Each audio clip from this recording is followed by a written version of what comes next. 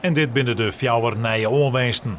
Etienne Rijnen, Dejan Melek, Albert Doesnak, Kelvin McIntosh en Daniel de Ridder, die trouwens nog net helemaal speelklaar is.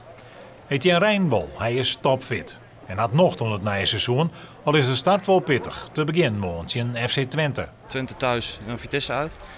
Het zijn niet de twee makkelijkste wedstrijden, maar ik denk ook dat Twente... Tenminste, vorig jaar bij AZ vonden we het niet fijn om hier naar Cambuur te gaan. Dus ik denk ook dat Twente dat niet vindt. Ze hebben toch heel veel goede resultaten hier vorig jaar neergezet thuis. Dus voor hun zal het ook een lastige wedstrijd worden. Het is voor u ook wel een uitdaging. Morgen ben we de underdog. Twente is al een kampioenskandidaat. Zeker als ze die jonge helle van Zwolle. Ja, dan eigenlijk als niks te verliezen morgen. En dat kan ons een hulp worden wat we winnen. Henk de Jong is vol vertrouwen. De oefencampagne wie goed. En ik al met de club voort on de bak. De Jong loopt in zijn team.